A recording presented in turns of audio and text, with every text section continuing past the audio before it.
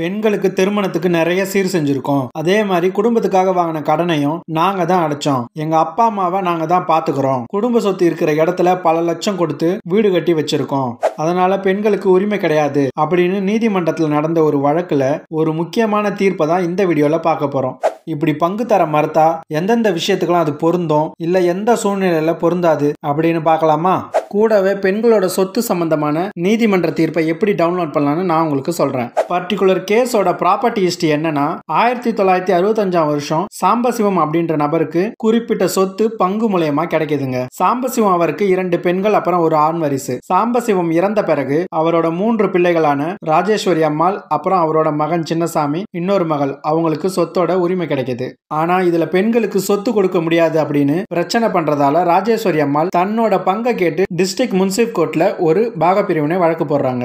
இந்த வழக்குல பெட்டிஷனர் சொன்னது என்னன்னா, குறிப்பிட்ட சொத்து 1965 ஆண்டு எங்க தந்தைக்கு பாகப்பிரிவினையா கிடைச்சது.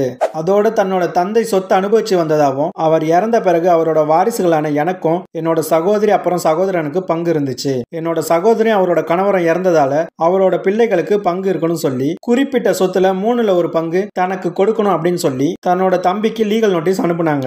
ஆனா தந்தையோட சொத்துல தனக்கு மட்டும்தான் உரிமை இருக்குன்னு பதில் நோட்டீஸ் அவர் அனுப்பியிருந்தாரு. இதனால என்னோட பங்கை கேட்டு இந்த நீதிமன்றத்தை நாடி இருக்கேன் அப்படின்னு மனுதாரர் சொன்னாங்க. இந்த வழக்கை விசாரிச்ச டிஸ்ட்ரிக்ட் முன்சிப் கோர்ட் பெட்டிஷனர் ராஜேஸ்வரி அம்மாளுக்கு 3ல் 1 பாகம் பங்கு இருக்கு அப்படின்னு சொல்லி தீர்ப்பு கொடுத்தாங்க. இதனால இந்த வழக்கோட எதிர் மனுதாரரான சின்னசாமி சப்கோர்ட்ல 2007 வருஷம் அப்பீல் பண்ணாருங்க. மேல்முறையீடுல பெட்டிஷனரான சின்னசாமி கூறியது என்னன்னா, குறிப்பிட்ட சொத்தானது எனது தந்தை சாம்பசிவத்திற்கும் எனக்கும் பாத்தியப்பட்டது. இதில் வேறு யாருக்கும் எந்தவித உரிமையும் கிடையாது அப்படின்னு சொன்னாருங்க.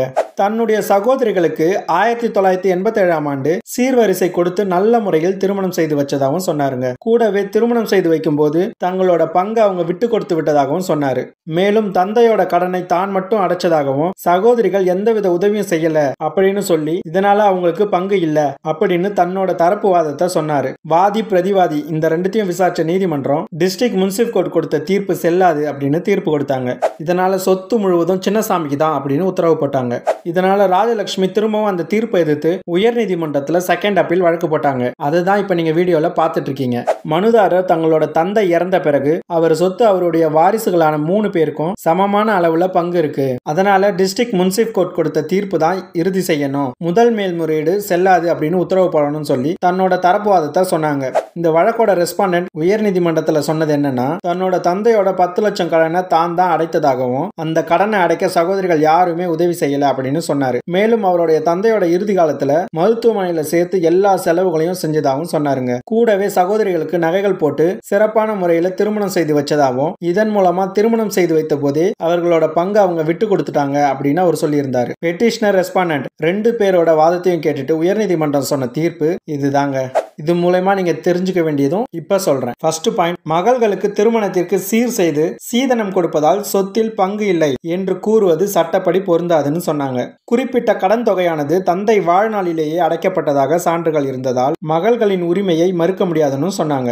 ரெஸ்பாண்டன்ட் சின்னசாமி சொன்னது போல மகள்களோட பங்கை விட்டு கொடுத்ததற்கான எந்த ஒரு சாட்சியம் இல்லைன்னு சொல்லியிருந்தாங்க. மேலும் தந்தையான சாந்தசிவம் எந்தவித உயிலும் எழுதி வைக்காத பட்சத்தில் இந்து வாரிசுரிமை சட்டத்தின் அடிப்படையில் பிரிவு 8 படி அவர் இறப்பின் பிறகு அவரது 3 பிள்ளைகளுமே சட்டப்படி வாரிசுகள் ஆவார்கள் அப்படின்னு சொன்னாங்க.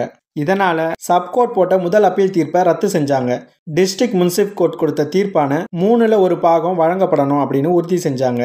இதன் மூலமா திருமணத்துக்கு சீர் செஞ்சு கொடுத்த காரணத்துக்காகவோ வேற எந்த ஒரு காரணத்துக்காகவோ பெண்களுக்கான சொத்துரிமை யாரும் மறுக்கவும் முடியாது, கொடுக்காம இருக்கவும் முடியாதுன்னு நீங்க தெரிஞ்சுக்கணும். இந்த வீடியோ உங்களுக்கு பிடிச்சிருந்தாலும் புரிஞ்சிருந்தாலும் ஒரு லைக் பண்ணுங்க. கூடவே பக்கத்துல ஹைப்ன்ற ஒரு ஆப்ஷன் காட்டினா அதை கிளிக் பண்ணுங்க. அப்பதான் உங்களை மாதிரி இந்த வீடியோ யாருக்கெல்லாம் தேவைப்படுமோ அவங்களுக்கு யூடியூபே சஜஸ்ட் பண்ணுங்க.